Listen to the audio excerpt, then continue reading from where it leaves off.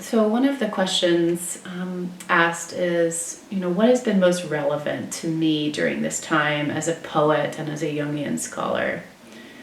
And how do I anticipate, people's creative lives changing once we move out of quarantine? Of the 7 ways that we outline in the book, I think the way that I am kind of constantly in relationship to, that informs my writing and my creative process, is the way of the sacred.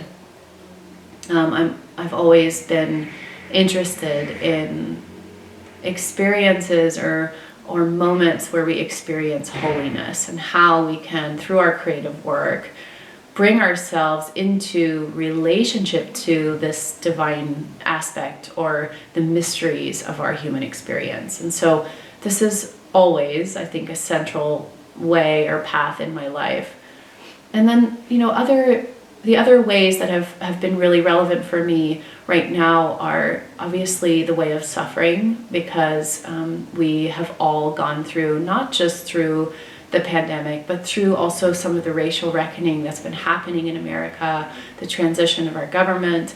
There has been a real wave of discomfort, of darkness, of staring into some of our own shadow material. And so I think recently I've really kind of moved into the way of suffering as, as we speak about in the book, kind of an alchemical process that helps us to move closer to what it is that we normally try to avoid.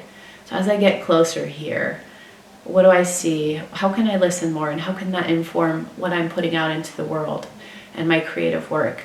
And I think right now I am called so much creatively to this idea of creative activism, using my writing and my work in the world to effect change, or to speak to what it is that we are, what is collectively servicing, what it is that has been a part of our history for so long that we are, waking up to now. And so this is an important aspect that I think will come forth, that I think will have to come forth in this course and in the work that we do together over the months following.